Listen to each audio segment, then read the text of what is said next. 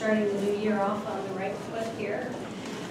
This is a monthly gathering that is sponsored by the Johns Hopkins Hospital Ethics Committee at the Royal Institute of Bioethics, and we are really happy that you're here. The purpose of Ethics for Lunch is for us to have an opportunity to think together as a community about some of the challenging ethical questions that come up every day in our clinical practice.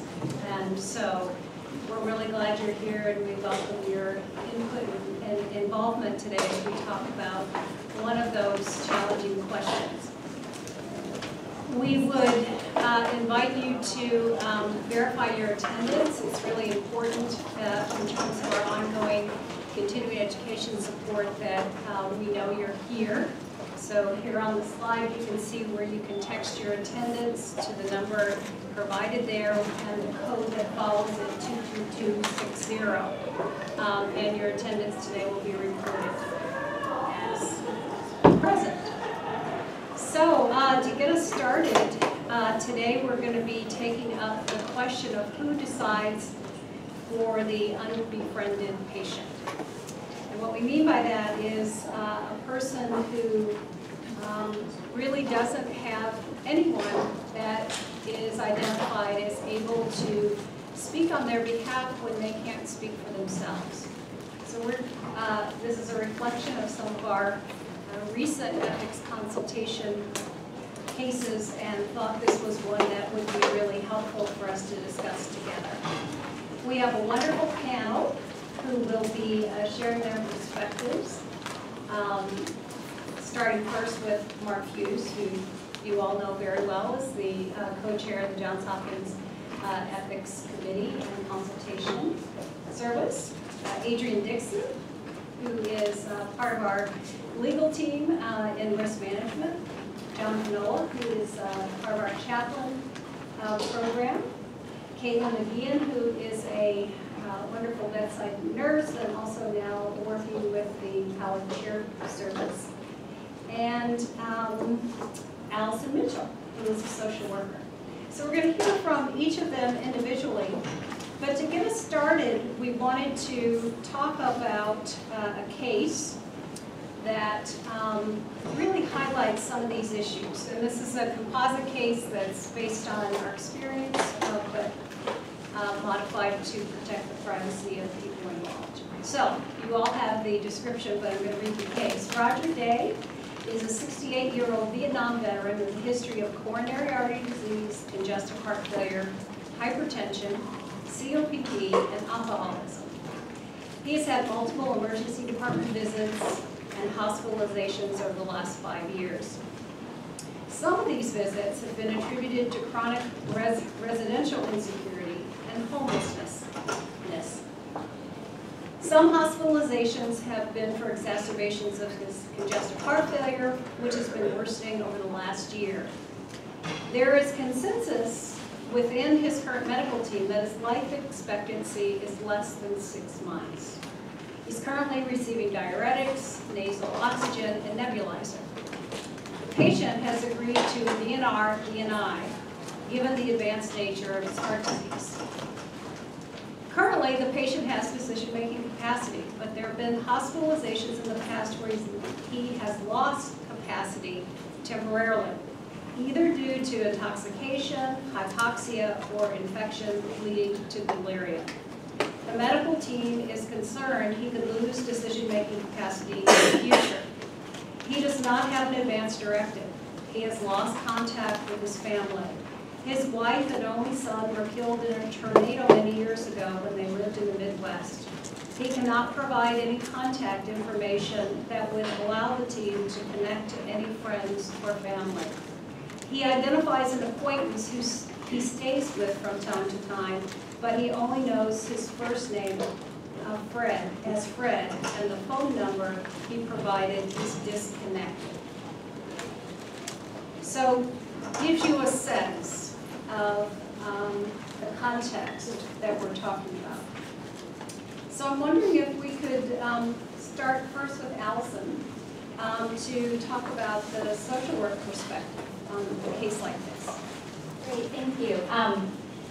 Putting myself in the role of the inpatient social social worker on the unit if this referral came in, I think the first thing that I would do is certainly have conversations with our multidisciplinary team in rounds and in consults to gather as much information as I could of this patient's current course and what are options that we could pursue looking ahead.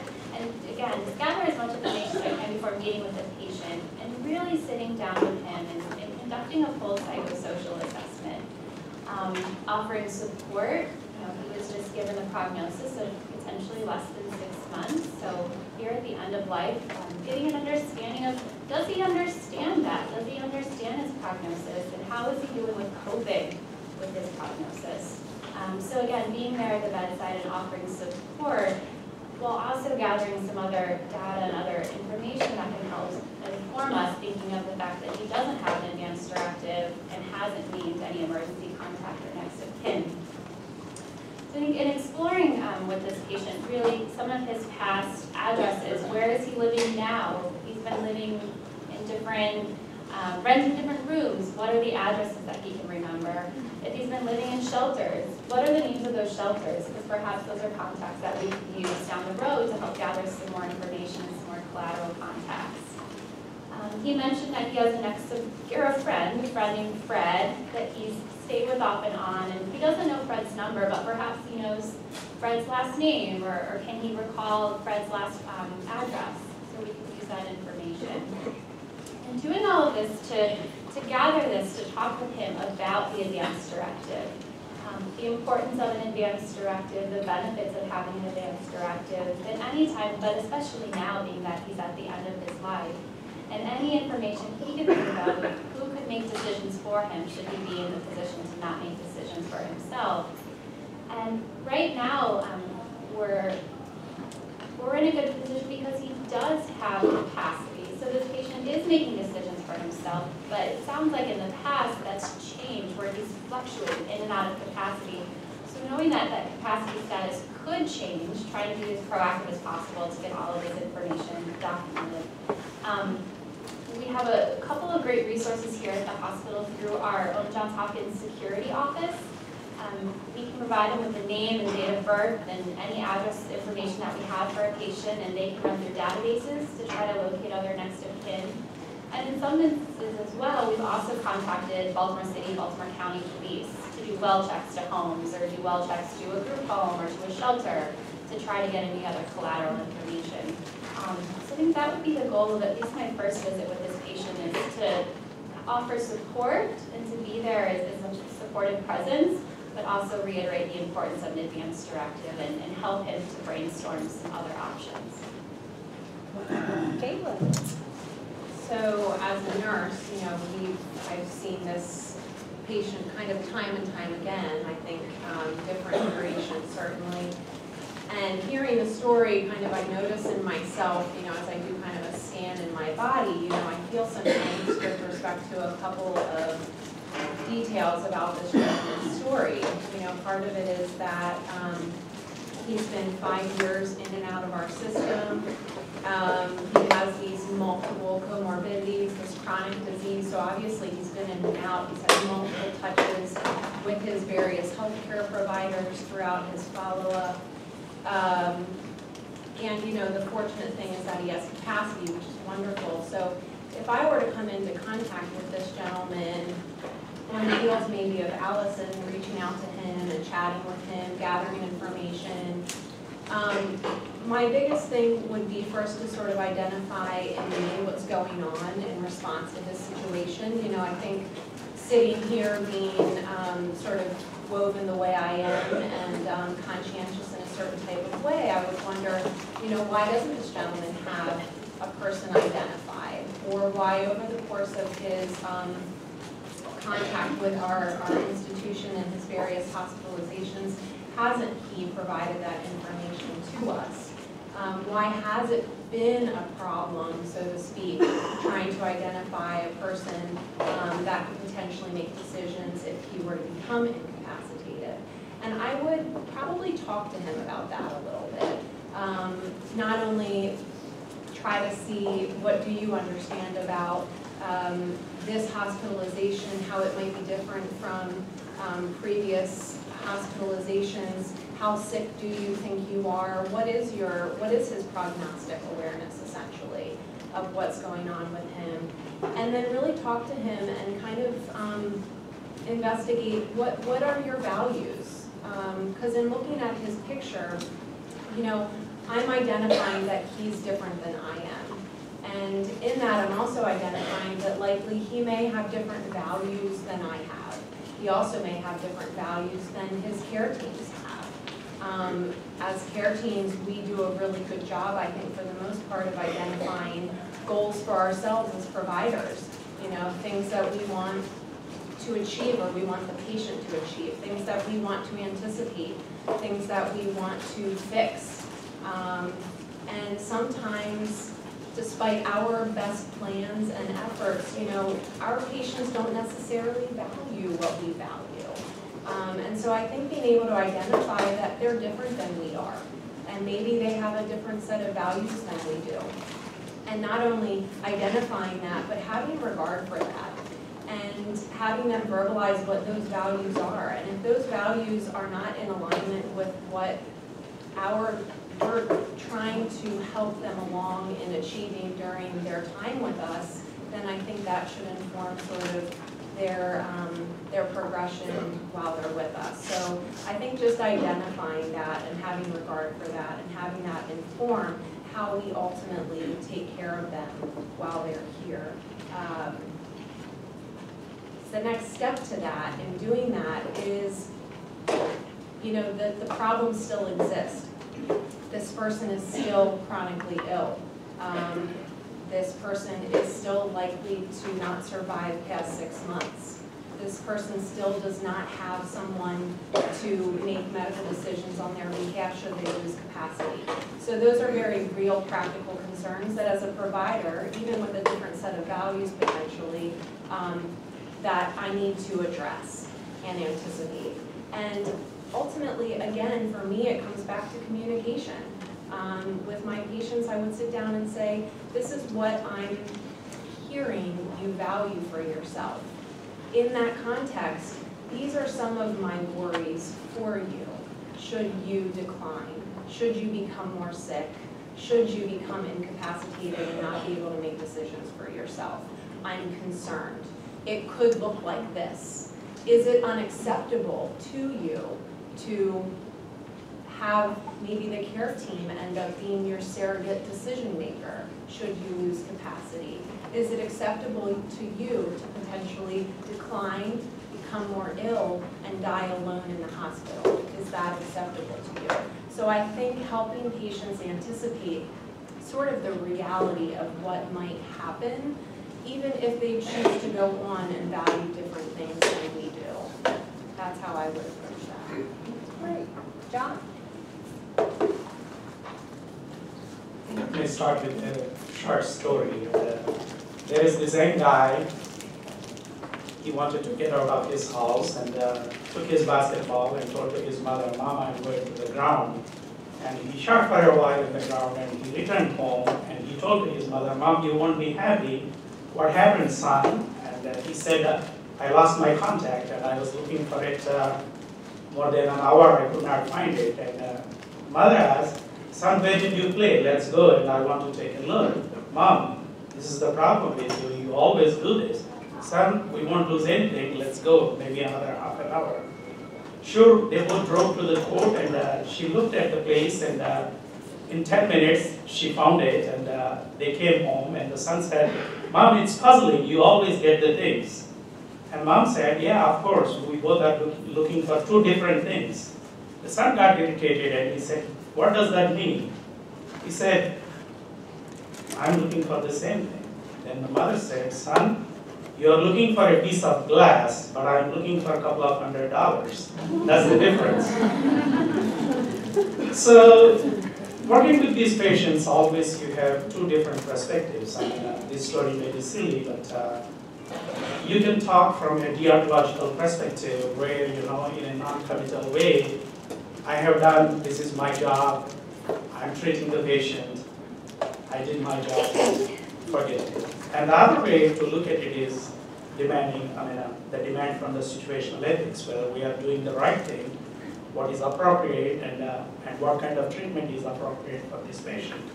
I would speak as a chaplain from my own perspective, working with this kind of patient population. There is always a danger that the care process may reflect the value and the belief system of the physician or the care teams. The reason is that the care teams may not have that much time to invest to know who this person is, what this person's belief is that. And when a chaplain kind of gets engaged with this kind of population, they are trained in a way to dig into the patient's narrative. As there is a medical team's narrative, there is a patient's narrative, and trying to understand to the deeper levels of what is the family of origin, and what are the issues that are involved for his alienation, abandonment, or estrangement from the family, and then try to understand those issues, and also to find out what makes sense, what brings meaning to you at this particular moment. And while understanding that, we have the other responsibility to have the conversations with the medical team to make sure that the team understands where the patient is kind of operating from, what the patient would like to have for themselves in that moment. And the second issue that we come across usually is that, of course, as medical teams, you are aware of that, aware of this as well. And there is a danger that either these patients are kind of undertreated or kind of over-treated at times. And fortunately, in this case, the patient's wishes are very clear, since the patient has the capacity.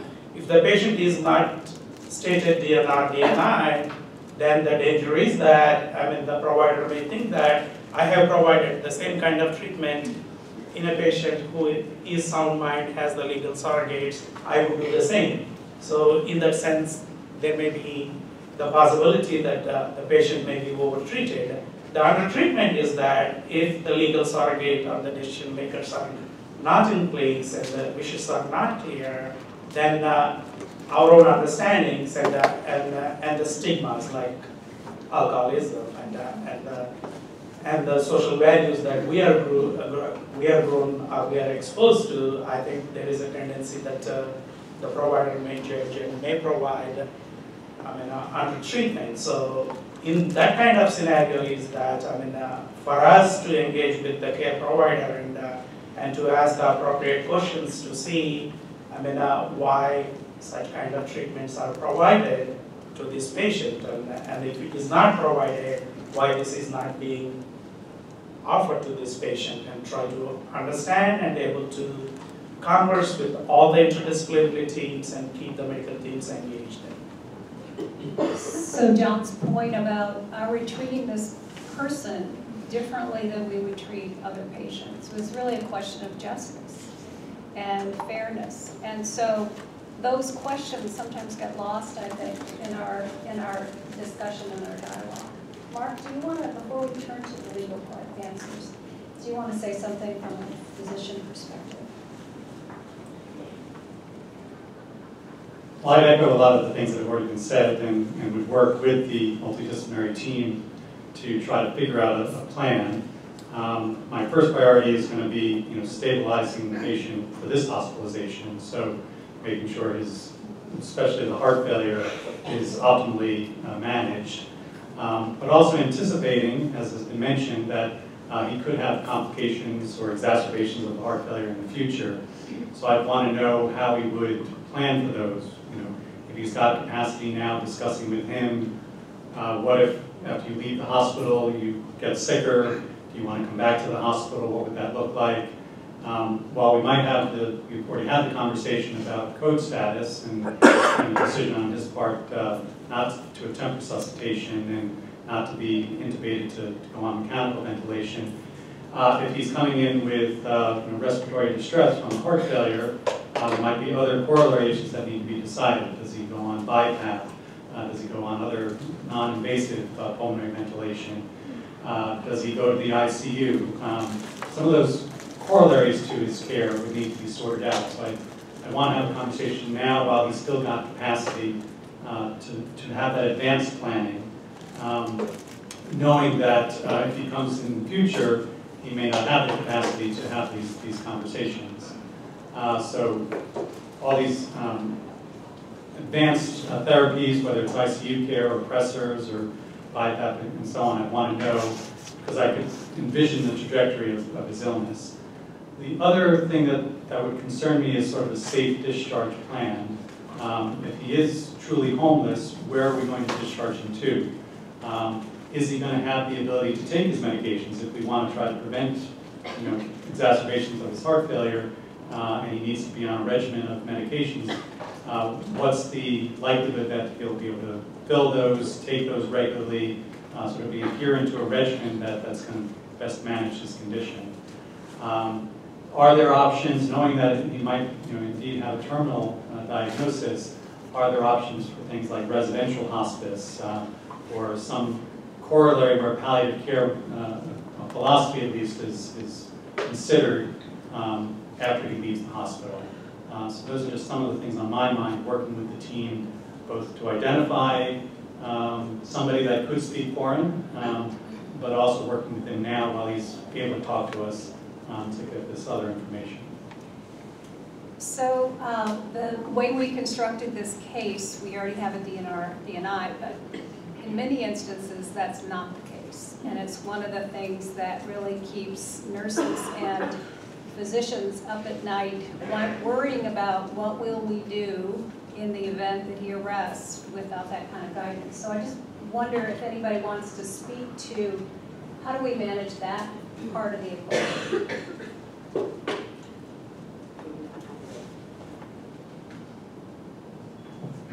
Good afternoon, everyone. So that is a really good question with respect to a patient that has the advanced heart condition such as this patient. What do we do? A lot of times my office will receive calls in the middle of the night with, understandably so, we can hear the angst and just concern of the clinical team as they're calling us about what to do. So there are certain provisions within the statute which allow the team, this is kind of going with this particular fact pattern where there isn't like a legally authorized decision maker, and let's say that the patient has lost capacity, we can look at various provisions in the statute, such as medically ineffective treatment and/or futility. So in this instance, you have a patient that has congestive heart failure, advanced heart disease. So from a clinical standpoint, the clinical team, meaning the physicians can, the attending physicians can assess or examine the patient to determine whether or not, keeping the patient in full code, whether or not that would be something that would be effective or ineffective. And, our office would work with the clinical team to ensure that the documentation and the steps to outline that the provision within the medical record are in compliance with the law as well as our policies under futility and effective treatment. I don't know if anybody else has anything else to share.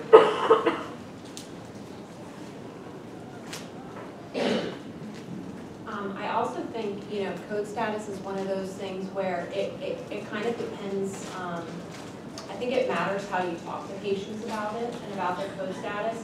So if you walk into a patient's room and you say, would you, in the event of an emergency, you stop breathing, your heart stops, would you like us to resuscitate you and bring you back to life? I imagine that probably 10 out of 10 patients would say, yes, my goodness, please, bring me back to life, I want to live. But I think if you speak to them in terms of, one, what that actually might look like and mean to them, that's very helpful in terms of the actual resuscitation process. Those of us who have seen it, we understand that it's a very aggressive, very sort of violent appearing process to bring someone back to life, and we're very, very good at it, I have to say. We can keep pretty much anyone alive. here. The other thing to keep in mind when you're talking to patients about their code status and whether or not to be resuscitated is, the idea that when we resuscitate someone and we go to those extravagant, heroic efforts, it's with the effort to bring them back either to the baseline from which they just were, which we know for many of our patients is a very compromised baseline to begin with, and or with the goal of getting them a little bit better, okay? So if you have a patient that started out, in multi-system organ failure and sort of maybe even on the brink of beginning to actively die, in talking with them and their families about their code status, you really want to express to them that at this moment, the damage that your body would sustain from this process, we do not believe that it would get you back to your baseline, and certainly not better than that. And so it's kind of providing context for the patients and the families so that they can make, again, all of this that we're talking about is our obligation as care providers to the patients and the families to give them the information. You give them the information and you give it to them in context so that they have perspective in terms of how sick am I? Am I dying? I didn't know I was dying. Those types of things. So code status, talk to them in context, give them perspective so that they can make an informed decision, and talk to them also about the options of, DNR, DNI, and not escalating. If we understand that, like this gentleman, if he were to have an arrest or some kind of, catastrophic event, he likely wouldn't do well bouncing back from that. He probably wouldn't bounce back from that. So in that event, you would want to say, not only, sir, are you DNR, DNI, but if you start to experience clinical decline, there are also the options of not escalating your care and allowing a natural death. So there's various ways to, I think, approach patients and families so that they really can make a truly informed decision versus just electing to be resuscitated. So one of the points I think to highlight here is, if you're in the situation where these questions have not been actually addressed, and it's in the middle of the night and the patient arrests, and they don't have a do not resuscitate order, we are obligated to initiate resuscitation. That doesn't mean, however, that we have to continue it if it meets the criteria of medical ineffectiveness. So that's also where clinical judgment becomes really, really important. So maybe in the moment we initiate it and we use our resources as we would for any other patient, but it doesn't mean that we have to stop there. We need to continue the conversation and to then determine whether or not this actually is beneficial to the patient and how we would proceed under those circumstances. So we've talked about this patient who now has capacity, but the reality is it's pretty likely he's going to lose capacity at some point. So then what? Adrian? Okay, so I just want to make a plug to the attorney on-call service within our organization. We are 24/7, 365 service, and we get calls similar to this case and others at all times of day and night. So no question if it's too big or too small, we're here to provide the service to make sure that we are helping our patients and helping all of you as you provide direct patient care. So I just wanted to start off just to kind of give a distinction between capacity as in relation to a patient that doesn't have capacity and sort of move into the realm of the guardianship process, because I think these are two separate and distinct legal sort of, kind of legal constructs, and I just want to make sure that you guys can appreciate that. So first and foremost, everyone is presumed to have capacity, which means you're able to make decisions and you're able to be autonomous, whether or not that choice that you made or decision that you made is good or bad. We all have the right to make any type of decision that we want. When we start looking at patients potentially that lack capacity in the context of healthcare and treatment.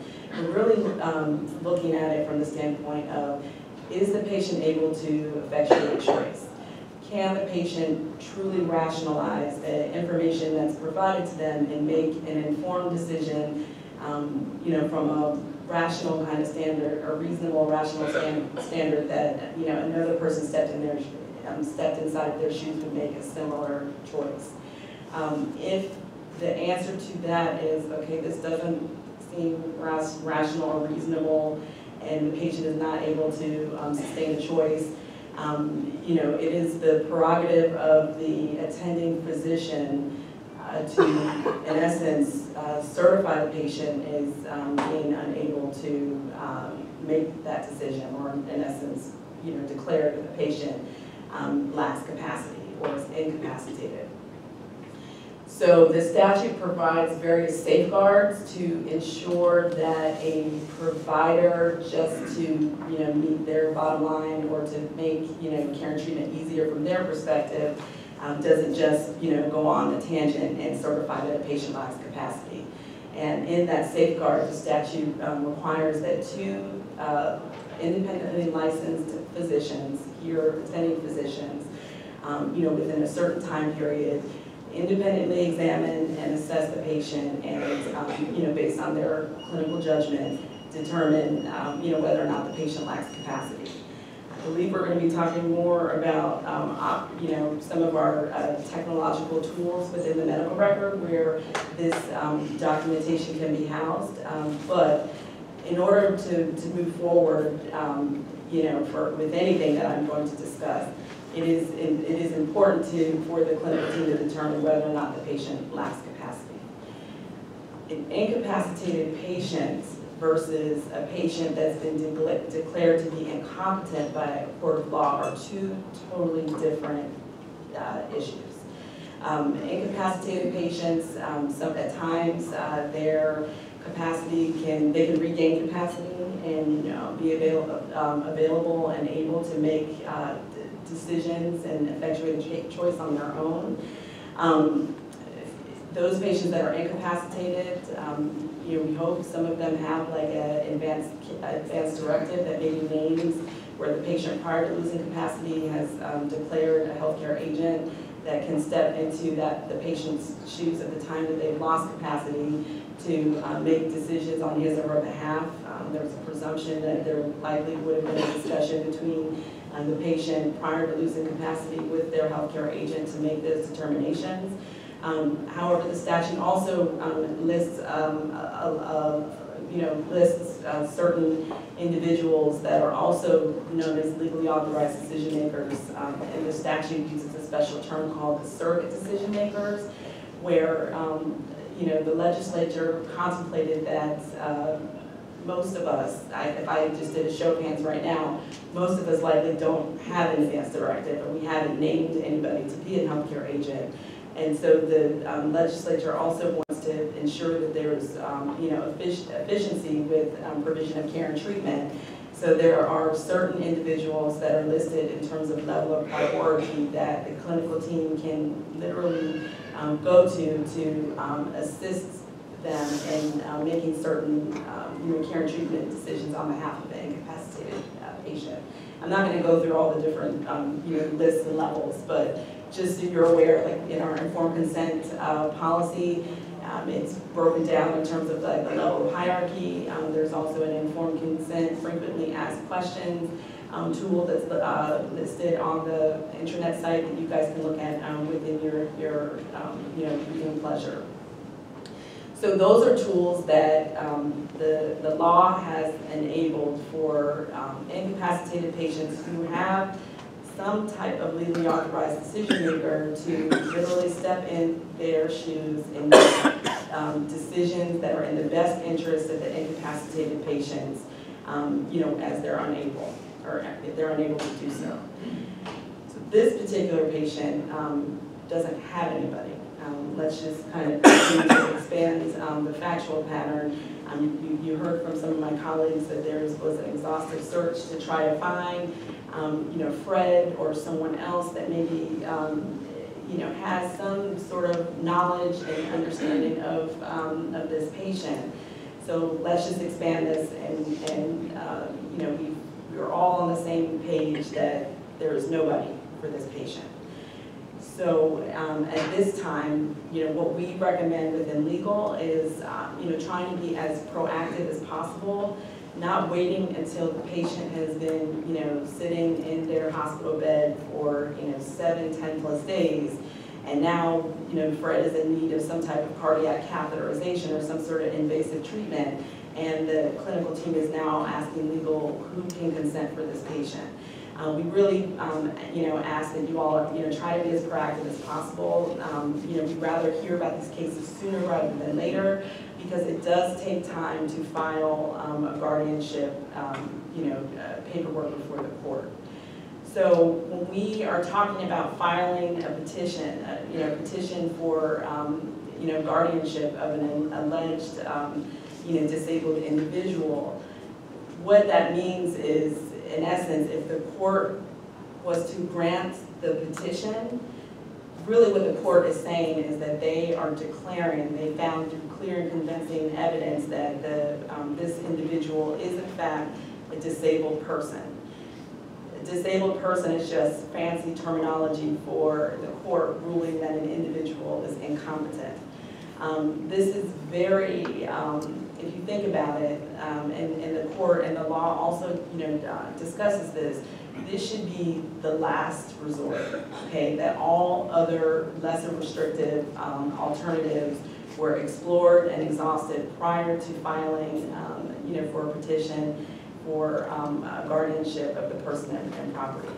Because in essence, like, we all have, autonomous rights. We can all make various decisions. So once the court makes that ruling that an alleged disabled person is in fact a disabled person, all of those patients' rights are taken away and they're deemed incompetent, and the court will appoint a guardian, somebody that will in essence take care of all of this individual's basic functioning, whether it's placement in some type of facility, managing affairs, managing certain treatments and conditions and treatment and interventions that the patient may need over time.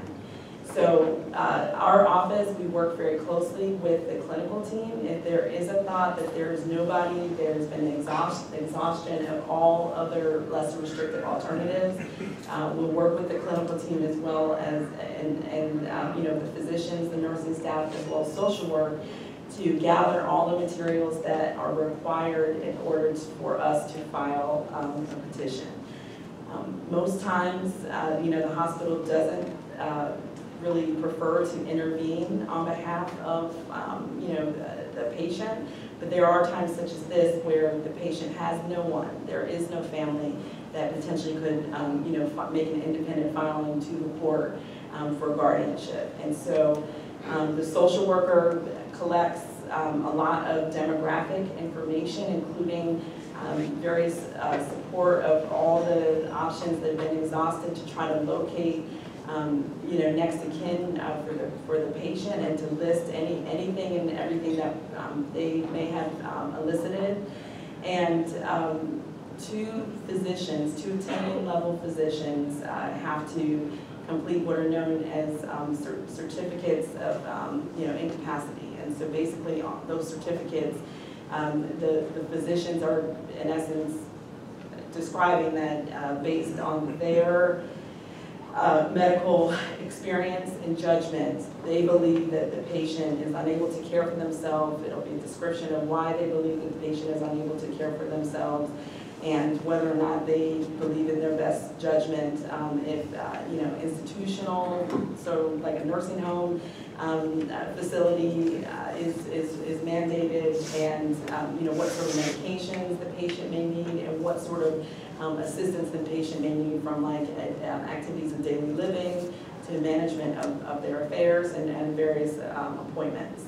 The law is very clear that these certificates have to be completed a certain way, and there had to be 2 that had been completed within 21 days of the first assessment or the first assessment, as well as prior to the filing of the petition.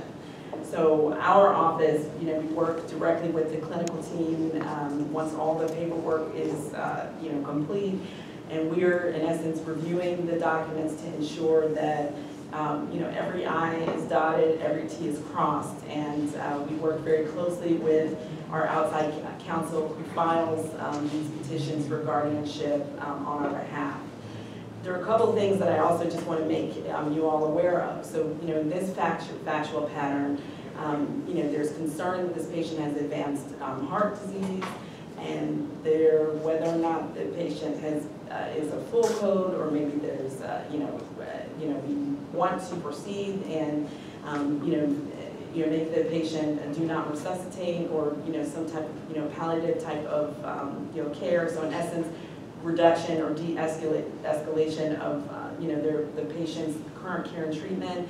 So there is an option within the guardianship pathway where we can plead within our petition to limit various life-sustaining treatment and interventions. And so we will talk with the clinical team to make sure if that's something that we need to explore, to consider, because we want to ensure that we are pleading as much information as we can within the petition prior to the court making its ruling.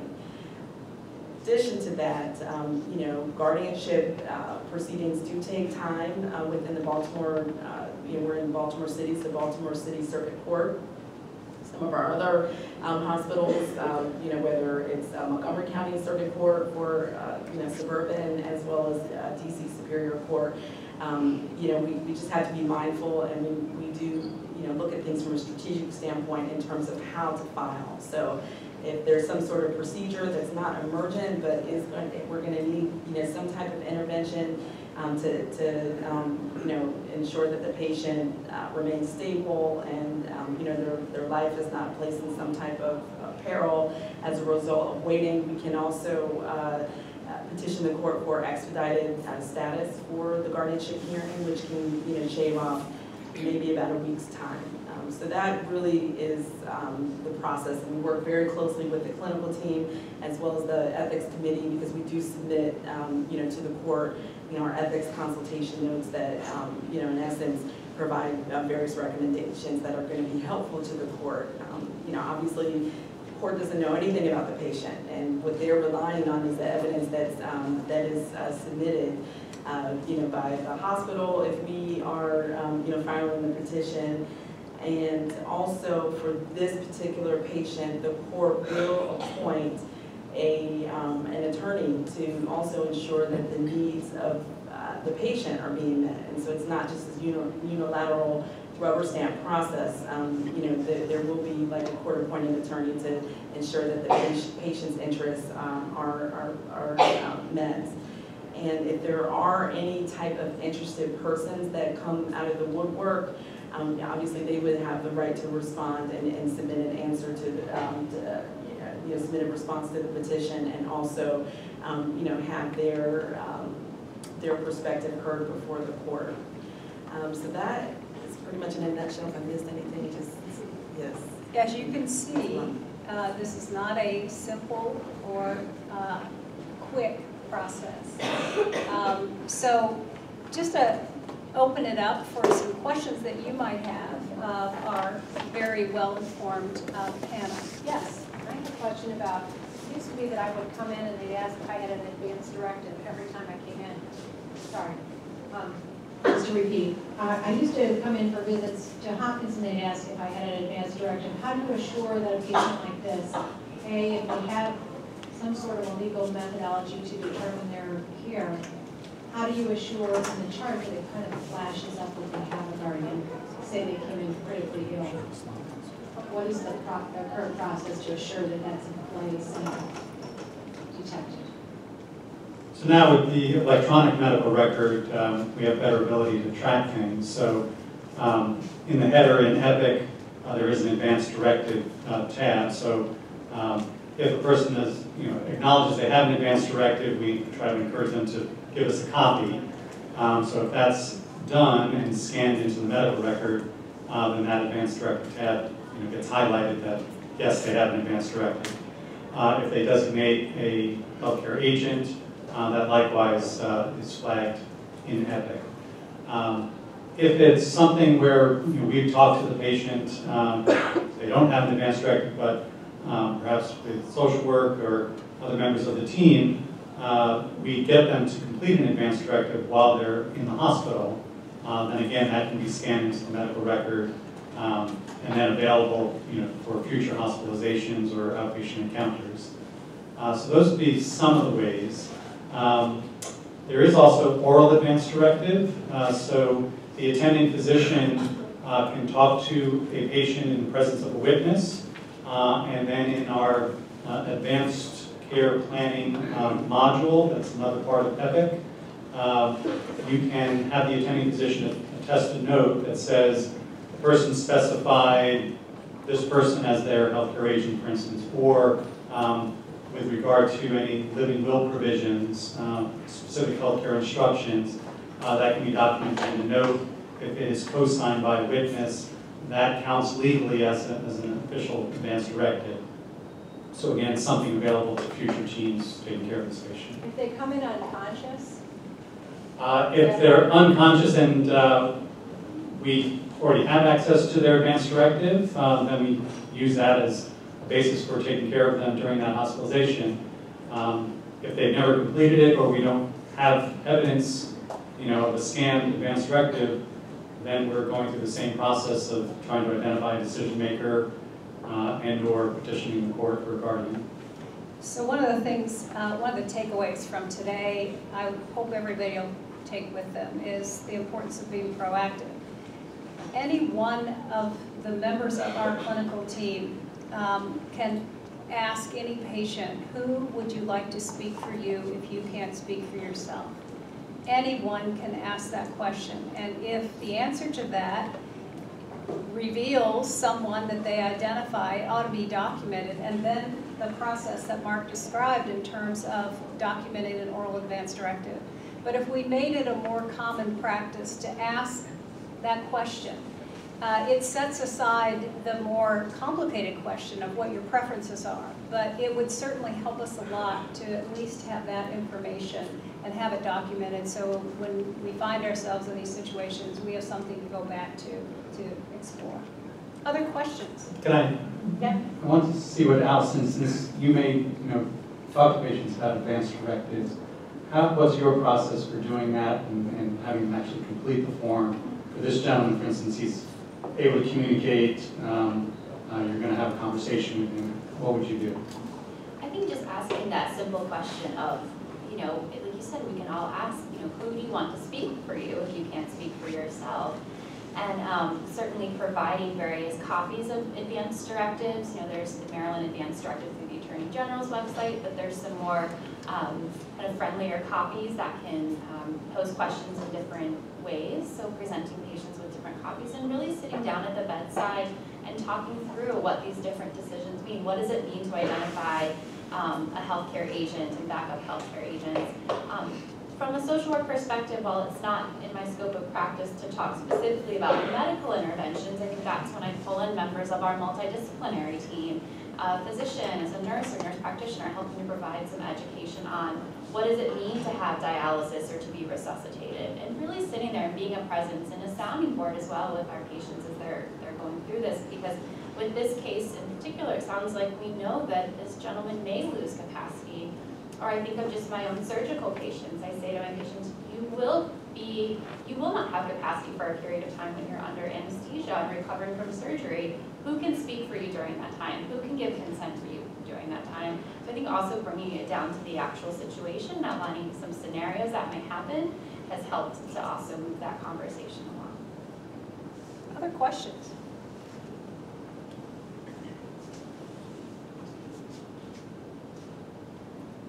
In the chart in EPIC, occasionally will be a paper signed by the patient, listed as healthcare buddy or healthcare, something like that. Is that legally binding? That's a really good question. So what's confusing, at least from my perspective, is that there are many different terms that are used to connote like different things, right? So like healthcare buddy, while that's some indicia of like evidence of what the patient may have like listed this person that they want the clinical team to kind of provide information about like their healthcare status, like for dispo planning and things like that. The healthcare buddy is not the same as a healthcare agent. However, once again, the legislatures of our state, have enacted, various laws to ensure that, patients and whatever their clinical health status may be, that information is, given to those folks that can help to, advocate for those patients. So really, when we're talking about healthcare agent, we're looking at, is there an advanced directive, whether written or oral? Did the patient, complete it at the time that they had capacity, and really designate that this is the person that can make medical care and treatment decisions and sign consents for various procedural interventions at the time that I lose capacity, which is a little bit different from that from the health buddy. But if I can also just share, like I'm also thinking about MOLST, kind of is another, carve out, which these are like orders for life-sustaining treatment, and that a patient could have worked with their discharging physician to declare that this individual, if I were to lose capacity, you can work with this person, or, I don't want to have I don't want to be resuscitated in this sort of situation. I don't want, artificial nutrition in that situation. All of these types of, instruments help our office determine and work with the clinical team to determine what the patient's wishes were prior to loss of capacity. And so like the healthcare buddy kind of provision would also, help to help us sort out what did the patient actually want. So I just one more comment about the health buddy. It seems like that if the patient identified that person, the next question would be, it gives them opportunity to get information. So there's a privacy question. I'm allowing this person to get information about me, which is different from making decisions for me. So the next question might be, would you also want this person to make decisions for you? And that might be an opportunity. I would think if that was on the chart, that would be a person we would probably want to reach out to fairly early to find out about, what this person's preferences have been if they have lost capacity. So it's trying to identify all of the potential resources that we have of people, of relationships, where we could find out more about who might serve in that capacity, so that we can actually honor and respect this person as a person in the fullest extent possible. Danielle? Hi, I wanted to add a comment. I think also as clinical people, we switch very quickly to clinical technology. Do you want dialysis? Do you want CPR? Do you want intubation? But I think, as Caitlin, I think you were starting to say, I think it's very important to talk to people in human language and to say, not just who are you, but what do you hope to achieve by the technology, whether somebody is befriended or unbefriended. So where do you see yourself, after this hospitalization? Or like you were just saying, if you do not wake up after this operation, if you do not come back to full consciousness, or what do you envision? What should we do? I think we have to position this in normal, functional words. If you can't walk again, if you can't eat again, for the case, if you have horrible shortness of breath and you're not alert, how do you want your doctors to treat you? What do you want of your health care? I think it's a great question. Do you want to die alone in the hospital, or have you envisioned a different place for yourself? Because all too often I think we say, would you want CPR? People say, yes, do everything, but what is the everything supposed to achieve? and this is where the question has been tested, what is on your bucket list? What do you still need to do? All these more humanizing questions. And then we clinically, it's the reason it says orders, the most is orders. We're supposed to write the orders to achieve what the person has asked us to create for them. Great, thank you. Just one last comment to pick up on that point. I think very often we believe either explicitly or implicitly that almost anything can be done if you so desire. And I think given what the laws say about ineffective care, there's also an option for us to not offer things that we think are going to be ineffective. I think we have to be transparent with the patients when we do this, but it's critical that we have a plan of care that looks at what the possible options might be if A happens or B happens or whatever, but to be clear with families who say mom was a fighter and wanted everything done. Well, mom is in such a state that we don't believe resuscitation would be effective in achieving any goal of care, and we can't ethically offer it. Now, if you wanted to offer it, to help you find an institution, whatever, but the point being, to not feel obliged to leave an open choice of all possibilities and really frame the issue in terms of what's going to make a difference for the patient. Great point. So these are really challenging cases, and we know for people on the front lines, they create a lot of angst and often moral distress as we try to figure out how can we do the right thing for this person under really challenging circumstances. So we've talked today about some of our resources. Social work, we have lots of resources, and chaplaincy, our legal colleagues. As the ethics committee, we work very closely together. And one of the ways that we can kind of help with this often is to create a more holistic picture of this individual. How can we come together and share what we know about this person? Often, and what we see is there's a lot of commitment on the part of the clinical team to provide really good care under hard circumstances. So we can offer that. We can help in trying to think through what the boundaries of ethical permissibility might be, how we weigh the benefits and the burdens. But also in a case where the patient has lost capacity, in a situation where we don't have an identified surrogate. As Adrian mentioned, if it goes to court for the guardianship process, often the court will look for an additional evaluation of the best interest of the patient. And we can have often provided that through our ethics consultation process to answer the question of what is ethically permissible to provide for this person under these circumstances. So one of the takeaways I hope you heard in this conversation today is proactive.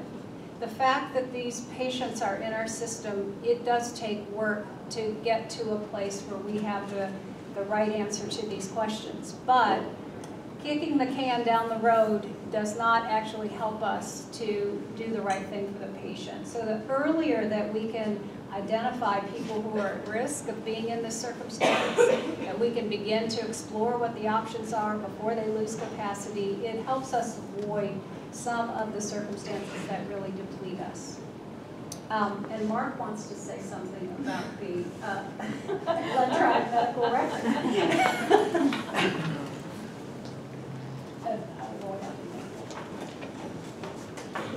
You have to log on to the computer to be able to do that. So while we're waiting, did somebody want to make a comment? I just have a question.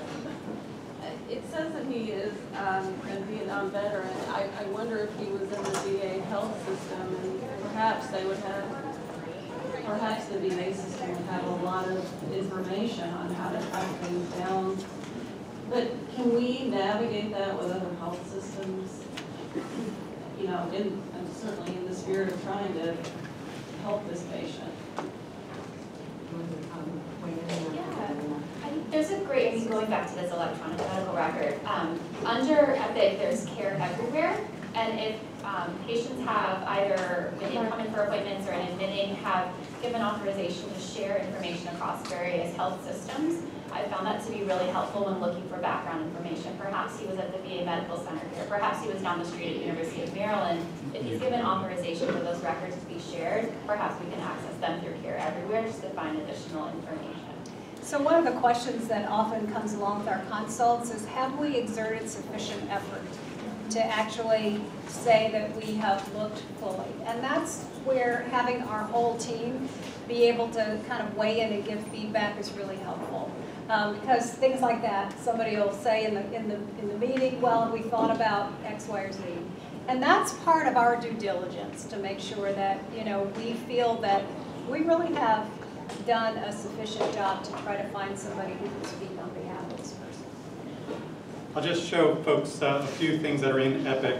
It's not the full page, but down in the bottom left, in most people's, when you open a record, it'll have more, and it has capacity and advanced care planning.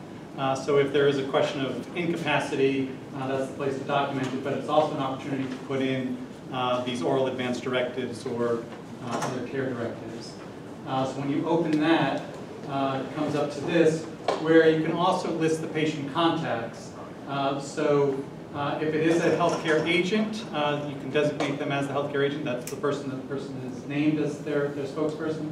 Above that is the hierarchy that Adrian was mentioning. Legal guardian if it's been court appointed, and then the series of family relationships ending with friend or other relative. That if again we identified somebody, are they willing to step up, sign an affidavit? Yes, I will speak for this patient. So that can be designated in the bottom. If it's a person that's gone by the legal hierarchy, then it counts as a surrogate.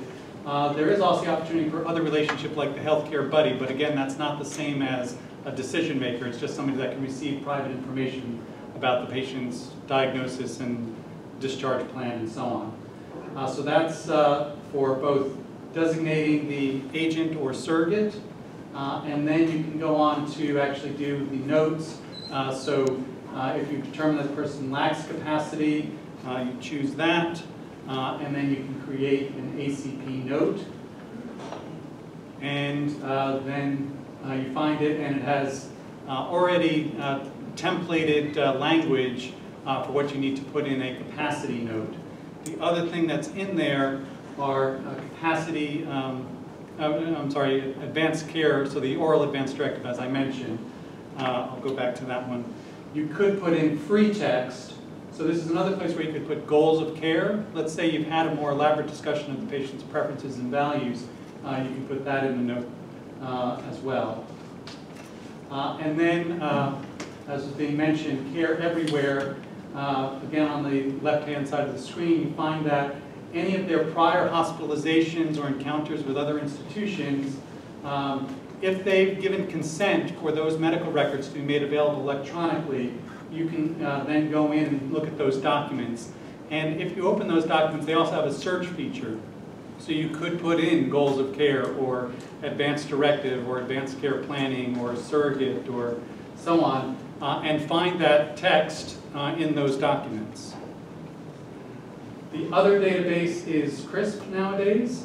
So again, you choose it from the left. It is in context on the right, and it will show you all of their other encounters in the healthcare system, including laboratory results, radiology results, etc.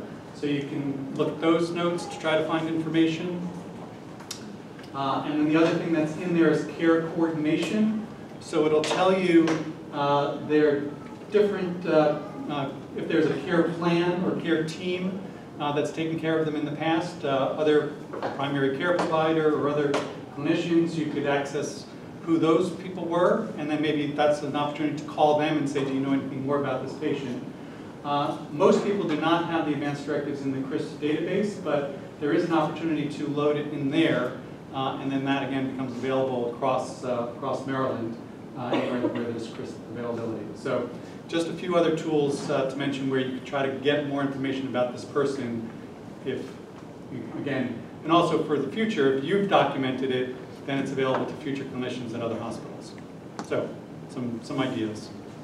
So thank you all for participating today and for being part of this conversation as we try to work together to find good solutions for these really complex cases. Thank you.